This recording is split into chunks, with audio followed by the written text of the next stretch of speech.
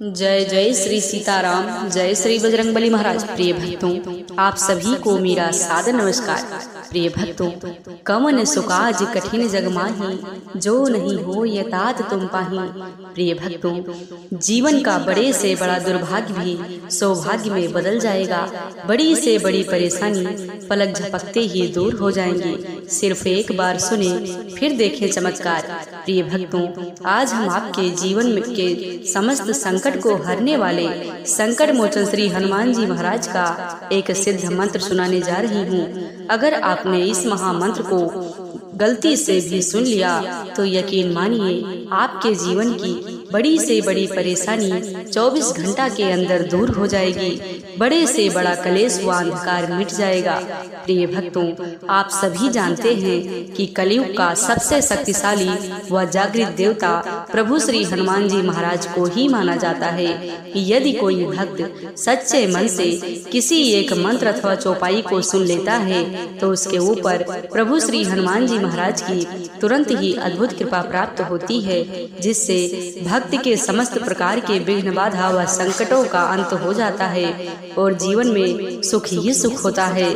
प्रिय भक्तों, अगर प्रभु जी पर पूरा भरोसा है तो आइए बिना देर किए इस महाशक्तिशाली मंत्र को जाने। इससे पहले आप सभी भक्तों से मेरा छोटा सा निवेदन है, यदि आप चैनल पर नए हैं तो चैनल को सब्सक्राइब करके कमेंट में जय श्री राम, जय बालाजी महाराज लिखकर अपनी हाजिरी जरूर लगा दीजिएगा। आइए बिना देर किए हुए इस महाशक्तिशाली मंत्र को सुने। मंत्र है ओम नमो हनुमते रुद्रयवताराय अध्यात्मकाधिदेविकाधि भौतिकतापत्रय निवारणाय रामदूताय स्वाहा। ओम नमो हनुमते रुद्रयवताराय अध्यात्मकाधिदेविकाधि भौतिकतापत्रय निवारणाय रामदूताय स्वाहा। ओम नमो हनुमते रुद्रयवताराय अध्यात्मकाधिदेविकाधि भौतिकतापत्रय निवारणाय रामदूताय स्वाहा। ओम नमो हनुमते रुद्रयवताराय अध्यात्मकाधिदेविकाधि भौतिकतापत्रय निवारणाय रामदूताय स्वाहा। ओम नमो हनुमते रुद्रयवताराय अध्यात्मकाधिदेविकाधि भौतिकतापत्रय निवारणाय रामदूताय स्वाहा। ओम नमो हनुमते रुद्रयवताराय अध्यात्मकाधिदेविकाधि भौतिकतापत्रय निवारणाय रामदूताय स्वाहा। ओम नमो हनुमते रुद्रयवताराय अध्यात्मकाधिदेविकाधि भौतिकतापत्रय निवारणाय रामदूताय स्वाहा। ओम नमो हनुमते रुद्रयवताराय अध्यात्मकाधिदेविकाधि भौतिकतापत्रय निवारणाय रामदूताय स्वाहा। ओम नमो हनुमते रुद्रयवताराय अध्यात्मकाधिदेविकाधि भौतिकतापत्रय निवारणाय रामदूताय स्वाहा। ओम नमो हनुमते रुद्रयवताराय अध्यात्मकाधिदेविकाधि भौतिकतापत्रय निवारणाय रामदूताय स्वाहा। ओम नमो हनुमते रुद्रयवताराय अध्यात्मकाधिदेविकाधि भौतिकतापत्रय निवारणाय रामदूताय स्वाहा। ओम नमो हनुमते रुद्रयवताराय अध्यात्मकाधिदेविकाधि भौतिकतापत्रय निवारणाय रामदूताय स्वाहा। ओम नमो हनुमते रुद्रयवताराय अध्यात्मकाधिदेविकाधि भौतिकतापत्रय निवारणाय रामदूताय स्वाहा। ओम नमो हनुमते रुद्रयवताराय अध्यात्मकाधिदेविकाधि भौतिकतापत्रय निवारणाय रामदूताय स्वाहा। ओम नमो हनुमते रुद्रयवताराय अध्यात्मकाधिदेविकाधि भौतिकतापत्रय निवारणाय रामदूताय स्वाहा। ओम नमो हनुमते रुद्रयवताराय अध्यात्मकाधिदेविकाधि भौतिकतापत्रय निवारणाय रामदूताय स्वाहा।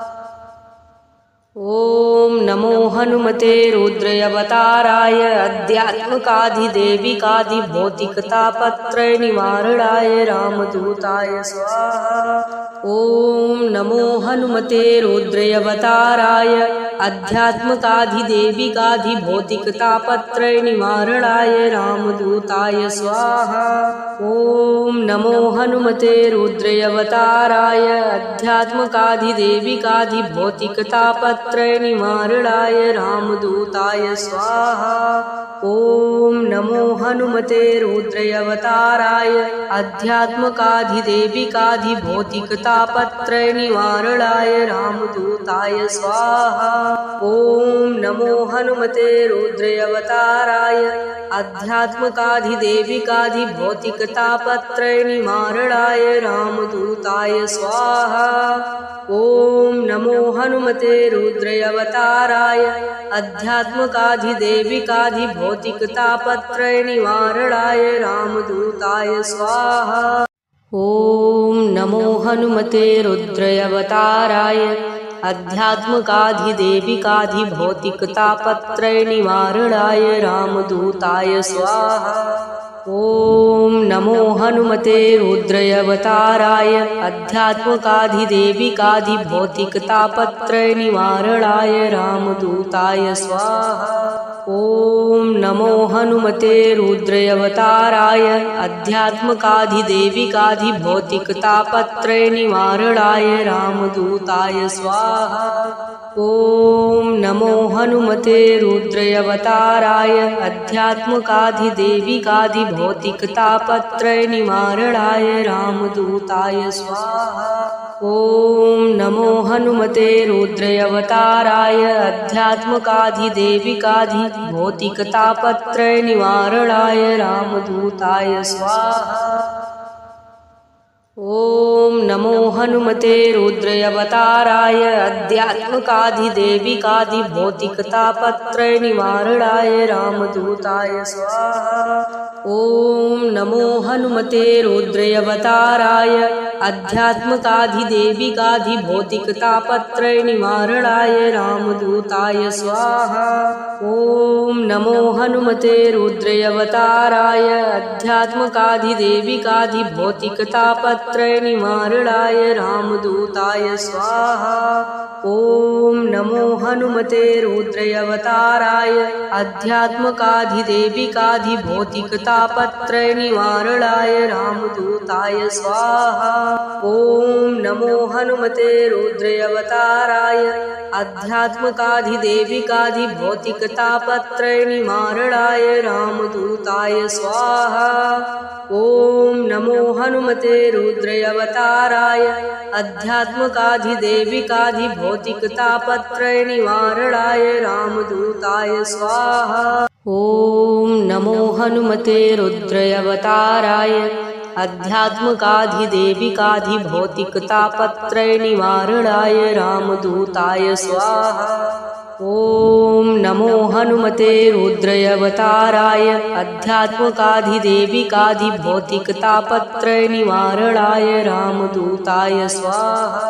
ॐ नमो हनुमते रुद्रावताराय अध्यात्मकाधिदेविकाधिभौतिकतापत्रयनिवारणाय रामदूताय स्वाहा। ॐ नमो हनुमते रुद्रावताराय अध्यात्मकाधिदेविकाधिभौतिकतापत्रयनिवारणाय रामदूताय स्वाहा। ॐ नमो हनुमते रुद्रावताराय अध्यात्मकाधिदेविकाधिभौतिकतापत्रयनिवारणाय रामदूताय स्वाहा। ॐ नमो हनुमते रुद्रावताराय अध्यात्मकाधिदेविकाधिभौतिकतापत्रयनिवारणाय रामदूताय स्वाहा। ॐ नमो हनुमते रुद्रावताराय अध्यात्मकाधिदेविकाधिभौतिकतापत्रयनिवारणाय रामदूताय स्वाहा। ॐ नमो हनुमते रुद्रावताराय अध्यात्मकाधिदेविकाधिभौतिकतापत्रयनिवारणाय रामदूताय स्वाहा। ॐ नमो हनुमते रुद्रावताराय आध्यात्मकाधिदेविकाधिभौतिकतापत्रयनिवारणाय रामदूताय स्वाहा। ॐ नमो हनुमते रुद्रावताराय आध्यात्मकाधिदेविकाधिभौतिकतापत्रयनिवारणाय रामदूताय स्वाहा। ॐ नमो हनुमते रुद्रावताराय आध्यात्मकाधिदेविकाधिभौतिकतापत्रयनिवारणाय रामदूताय स्वाहा। ॐ नमो हनुमते रुद्रावताराय आध्यात्मकाधिदेविकाधिभौतिकतापत्रयनिवारणाय रामदूताय स्वाहा। ॐ नमो हनुमते रुद्रावताराय आध्यात्मकाधिदेविकाधिभौतिकतापत्रयनिवारणाय रामदूताय स्वाहा। ॐ नमो हनुमते रुद्रावताराय आध्यात्मकाधिदेविकाधिभौतिकतापत्रयनिवारणाय रामदूताय स्वाहा। ॐ नमो हनुमते रुद्रावताराय आध्यात्मकाधिदेविकाधिभौतिकतापत्रयनिवारणाय रामदूताय स्वाहा। ॐ नमो हनुमते रुद्रावताराय आध्यात्मकाधिदेविकाधिभौतिकतापत्रयनिवारणाय रामदूताय स्वाहा। ॐ नमो हनुमते रुद्रावताराय आध्यात्मकाधिदेविकाधिभौतिकतापत्रयनिवारणाय रामदूताय स्वाहा। ॐ नमो हनुमते रुद्रावताराय आध्यात्मकाधिदेविकाधिभौतिकतापत्रयनिवारणाय रामदूताय स्वाहा। ॐ नमो हनुमते रुद्रावताराय आध्यात्मकाधिदेविकाधिभौतिकतापत्रयनिवारणाय रामदूताय स्वाहा। ॐ नमो हनुमते रुद्रावताराय आध्यात्मकाधिदेविकाधिभौतिकतापत्रयनिवारणाय रामदूताय स्वाहा।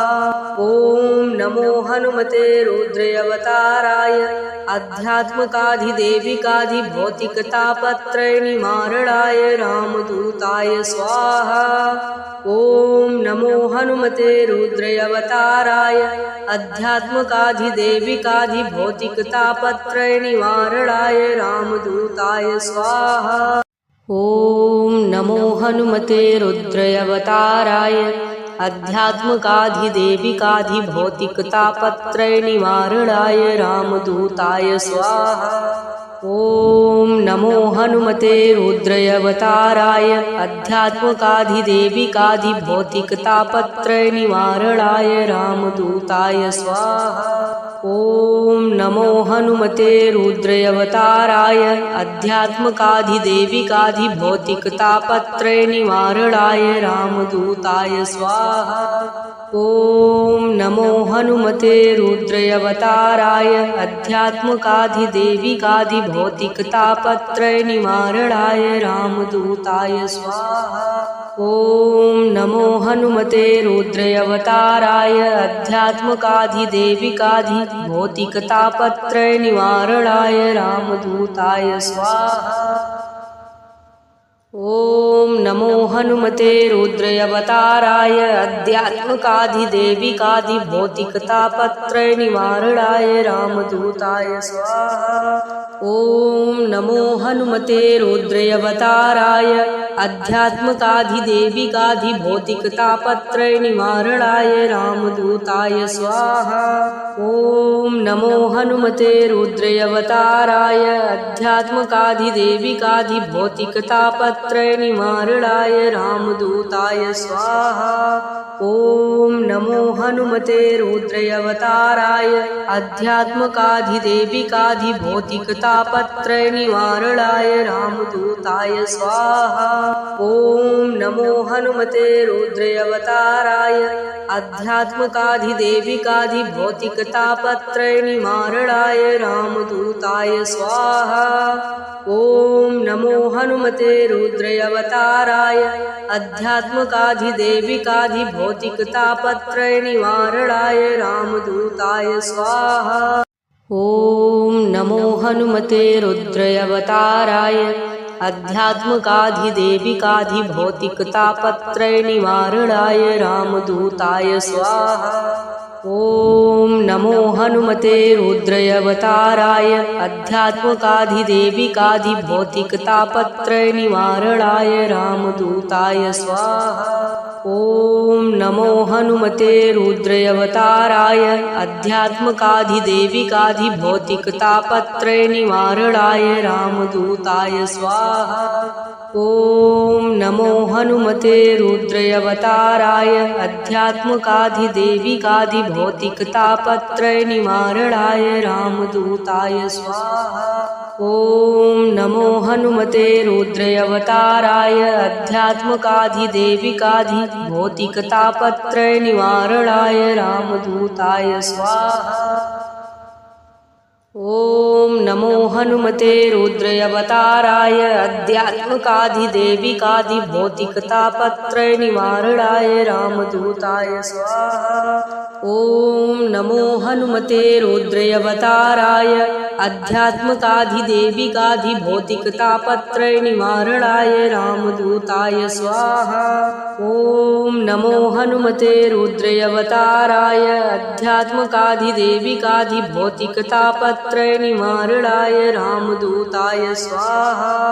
ॐ नमो हनुमते रुद्रावताराय अध्यात्मकाधिदेविकाधिभौतिकतापत्रयनिवारणाय रामदूताय स्वाहा। ॐ नमो हनुमते रुद्रावताराय अध्यात्मकाधिदेविकाधिभौतिकतापत्रयनिवारणाय रामदूताय स्वाहा। ॐ नमो हनुमते रुद्रावताराय अध्यात्मकाधिदेविकाधिभौतिकतापत्रयनिवारणाय रामदूताय स्वाहा। ॐ नमो हनुमते रुद्रावताराय अध्यात्मकाधिदेविकाधिभौतिकतापत्रयनिवारणाय रामदूताय स्वाहा। ॐ नमो हनुमते रुद्रावताराय अध्यात्मकाधिदेविकाधिभौतिकतापत्रयनिवारणाय रामदूताय स्वाहा। ॐ नमो हनुमते रुद्रावताराय अध्यात्मकाधिदेविकाधिभौतिकतापत्रयनिवारणाय रामदूताय स्वाहा। ॐ नमो हनुमते रुद्रावताराय अध्यात्मकाधिदेविकाधिभौतिकतापत्रयनिवारणाय रामदूताय स्वाहा। ॐ नमो हनुमते रुद्रावताराय अध्यात्मकाधिदेविकाधिभौतिकतापत्रयनिवारणाय रामदूताय स्वाहा। ॐ नमो हनुमते रुद्रावताराय अध्यात्मकाधिदेविकाधिभौतिकतापत्रयनिवारणाय रामदूताय स्वाहा। ॐ नमो हनुमते रुद्रावताराय अध्यात्मकाधिदेविकाधिभौतिकतापत्रयनिवारणाय रामदूताय स्वाहा। ॐ नमो हनुमते रुद्रावताराय अध्यात्मकाधिदेविकाधिभौतिकतापत्रयनिवारणाय रामदूताय स्वाहा। ॐ नमो हनुमते रुद्रावताराय अध्यात्मकाधिदेविकाधिभौतिकतापत्रयनिवारणाय रामदूताय स्वाहा। ॐ नमो हनुमते रुद्रावताराय अध्यात्मकाधिदेविकाधिभौतिकतापत्रयनिवारणाय रामदूताय स्वाहा। ॐ नमो हनुमते रुद्रावताराय अध्यात्मकाधिदेविकाधिभौतिकतापत्रयनिवारणाय रामदूताय स्वाहा। ॐ नमो हनुमते रुद्रावताराय अध्यात्मकाधिदेविकाधिभौतिकतापत्रयनिवारणाय रामदूताय स्वाहा। ॐ नमो हनुमते रुद्रावताराय अध्यात्मकाधिदेविकाधिभौतिकतापत्रयनिवारणाय रामदूताय स्वाहा। ॐ नमो हनुमते रुद्रावताराय अध्यात्मकाधिदेविकाधिभौतिकतापत्रय निवारणाय रामदूताय स्वाहा। ॐ नमो हनुमते रुद्रावताराय अध्यात्मकाधिदेविकाधिभौतिकतापत्रय निवारणाय रामदूताय स्वाहा। ॐ नमो हनुमते रुद्रावताराय अध्यात्मकाधिदेविकाधिभौतिकतापत्रय निवारणाय रामदूताय स्वाहा। ॐ नमो हनुमते रुद्रावताराय अध्यात्मकाधिदेविकाधिभौतिकतापत्रय निवारणाय रामदूताय स्वाहा। ॐ नमो हनुमते रुद्रावताराय अध्यात्मकाधिदेविकाधिभौतिकतापत्रय निवारणाय रामदूताय स्वाहा। ॐ नमो हनुमते रुद्रावताराय अध्यात्मकाधिदेविकाधिभौतिकतापत्रय निवारणाय रामदूताय स्वाहा। ॐ नमो हनुमते रुद्रावताराय अध्यात्मकाधिदेविकाधिभौतिकतापत्रय निवारणाय रामदूताय स्वाहा। ॐ नमो हनुमते रुद्रावताराय अध्यात्मकाधिदेविकाधिभौतिकतापत्रय निवारणाय रामदूताय स्वाहा। ॐ नमो हनुमते रुद्रावताराय अध्यात्मकाधिदेविकाधिभौतिकतापत्रय निवारणाय रामदूताय स्वाहा। ॐ नमो हनुमते रुद्रावताराय अध्यात्मकाधिदेविकाधिभौतिकतापत्रय निवारणाय रामदूताय स्वाहा। ॐ नमो हनुमते रुद्रावताराय अध्यात्मकाधिदेविकाधिभौतिकतापत्रय निवारणाय रामदूताय स्वाहा। ॐ नमो हनुमते रुद्रावताराय अध्यात्मकाधिदेविकाधिभौतिकतापत्रय निवारणाय रामदूताय स्वाहा। ॐ नमो हनुमते रुद्रावताराय अध्यात्मकाधिदेविकाधिभौतिकतापत्रय निवारणाय रामदूताय स्वाहा। ॐ नमो हनुमते रुद्रावताराय अध्यात्मकाधिदेविकाधिभौतिकतापत्रय निवारणाय रामदूताय स्वाहा। ॐ नमो हनुमते रुद्रावताराय अध्यात्मकाधिदेविकाधिभौतिकतापत्रय निवारणाय रामदूताय स्वाहा। ॐ नमो हनुमते रुद्रावताराय अध्यात्मकाधिदेविकाधिभौतिकतापत्रय निवारणाय रामदूताय स्वाहा।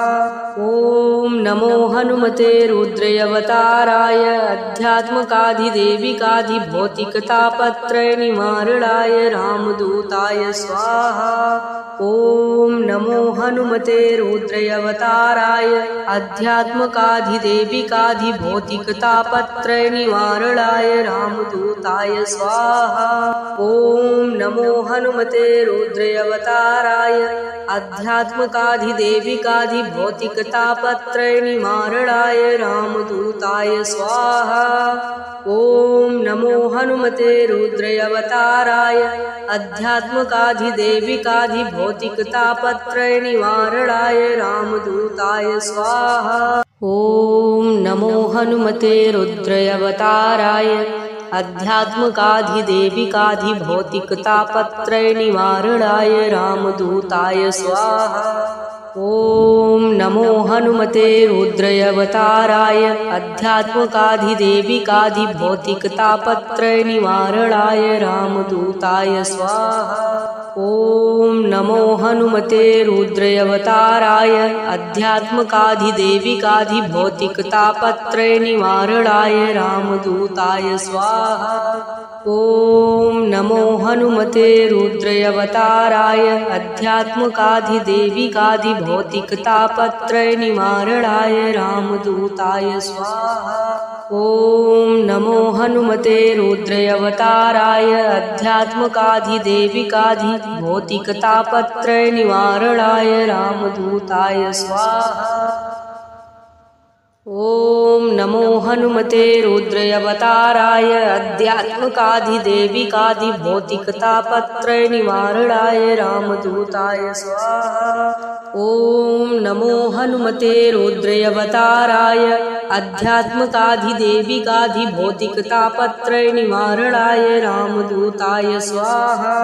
ॐ नमो हनुमते रुद्रावताराय अध्यात्मकाधिदेविकाधिभौतिकतापत्रयनिवारणाय रामदूताय स्वाहा। ॐ नमो हनुमते रुद्रावताराय अध्यात्मकाधिदेविकाधिभौतिकतापत्रयनिवारणाय रामदूताय स्वाहा। ॐ नमो हनुमते रुद्रावताराय अध्यात्मकाधिदेविकाधिभौतिकतापत्रयनिवारणाय रामदूताय स्वाहा। ॐ नमो हनुमते रुद्रावताराय अध्यात्मकाधिदेविकाधिभौतिकतापत्रयनिवारणाय रामदूताय स्वाहा। ॐ नमो हनुमते रुद्रावताराय अध्यात्मकाधिदेविकाधिभौतिकतापत्रयनिवारणाय रामदूताय स्वाहा। ॐ नमो हनुमते रुद्रावताराय अध्यात्मकाधिदेविकाधिभौतिकतापत्रयनिवारणाय रामदूताय स्वाहा। ॐ नमो हनुमते रुद्रावताराय अध्यात्मकाधिदेविकाधिभौतिकतापत्रयनिवारणाय रामदूताय स्वाहा। ॐ नमो हनुमते रुद्रावताराय अध्यात्मकाधिदेविकाधिभौतिकतापत्रयनिवारणाय रामदूताय स्वाहा। ॐ नमो हनुमते रुद्रावताराय अध्यात्मकाधिदेविकाधिभौतिकतापत्रयनिवारणाय रामदूताय स्वाहा। ॐ नमो हनुमते रुद्रावताराय अध्यात्मकाधिदेविकाधिभौतिकतापत्रयनिवारणाय रामदूताय स्वाहा। ॐ नमो हनुमते रुद्रावताराय अध्यात्मकाधिदेविकाधिभौतिकतापत्रयनिवारणाय रामदूताय स्वाहा। ॐ नमो हनुमते रुद्रावताराय अध्यात्मकाधिदेविकाधिभौतिकतापत्रयनिवारणाय रामदूताय स्वाहा। ॐ नमो हनुमते रुद्रावताराय अध्यात्मकाधिदेविकाधिभौतिकतापत्रयनिवारणाय रामदूताय स्वाहा। ॐ नमो हनुमते रुद्रावताराय अध्यात्मकाधिदेविकाधिभौतिकतापत्रयनिवारणाय रामदूताय स्वाहा। ॐ नमो हनुमते रुद्रावताराय अध्यात्मकाधिदेविकाधिभौतिकतापत्रयनिवारणाय रामदूताय स्वाहा। ॐ नमो हनुमते रुद्रावताराय अध्यात्मकाधिदेविकाधिभौतिकतापत्रयनिवारणाय रामदूताय स्वाहा। ॐ नमो हनुमते रुद्रावताराय अध्यात्मकाधिदेविकाधिभौतिकतापत्रयनिवारणाय रामदूताय स्वाहा। ॐ नमो हनुमते रुद्रावताराय अध्यात्मकाधिदेविकाधिभौतिकतापत्रयनिवारणाय रामदूताय स्वाहा। ॐ नमो हनुमते रुद्रावताराय अध्यात्मकाधिदेविकाधिभौतिकतापत्रयनिवारणाय रामदूताय स्वाहा। ॐ नमो हनुमते रुद्रावताराय अध्यात्मकाधिदेविकाधिभौतिकतापत्रयनिवारणाय रामदूताय स्वाहा। ॐ नमो हनुमते रुद्रावताराय अध्यात्मकाधिदेविकाधिभौतिकतापत्रयनिवारणाय रामदूताय स्वाहा। ॐ नमो हनुमते रुद्रावताराय अध्यात्मकाधिदेविकाधिभौतिकतापत्रयनिवारणाय रामदूताय स्वाहा। ॐ नमो हनुमते रुद्रावताराय अध्यात्मकाधिदेविकाधिभौतिकतापत्रयनिवारणाय रामदूताय स्वाहा। ॐ नमो हनुमते रुद्रावताराय अध्यात्मकाधिदेविकाधिभौतिकतापत्रयनिवारणाय भौतिकतापत्रय निवारणाय रामदूताय स्वाहा। ओम नमो हनुमते रुद्रावताराय आध्यात्मिकाधिदेविकाधिभौतिकतापत्रय निवारणाय रामदूताय स्वाहा।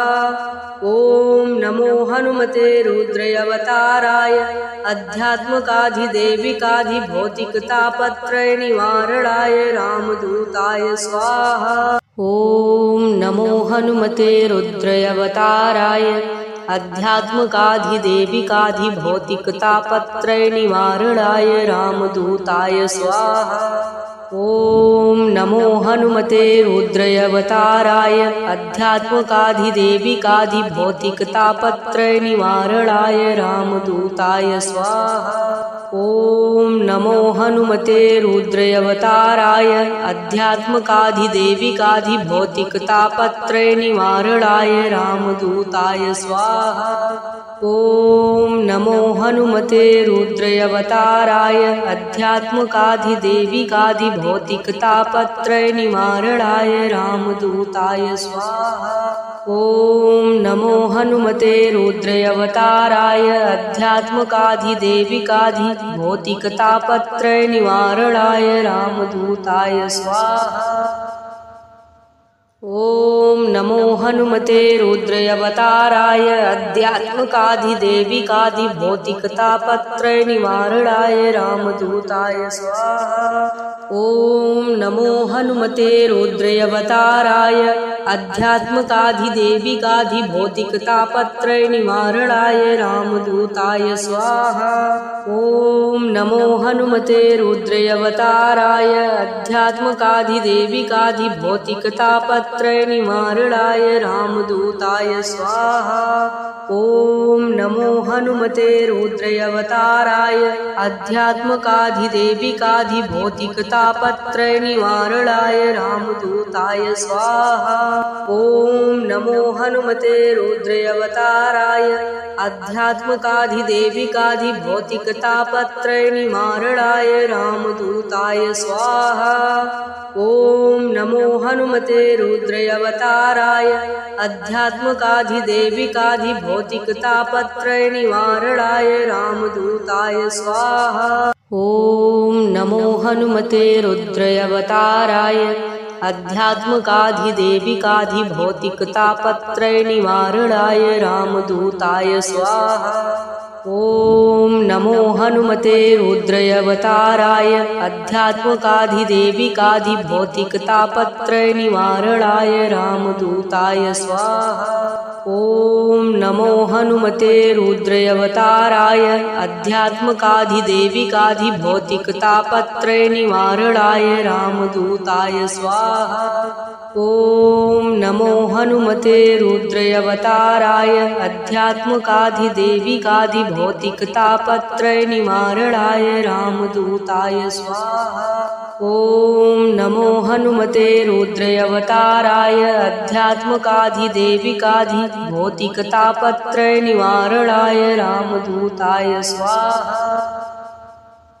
ओम नमो हनुमते रुद्रावताराय आध्यात्मिकाधिदेविकाधिभौतिकतापत्रय निवारणाय रामदूताय स्वाहा। ओम नमो हनुमते रुद्रावताराय आध्यात्मिकाधिदेविकाधिभौतिकतापत्रय निवारणाय रामदूताय स्वाहा।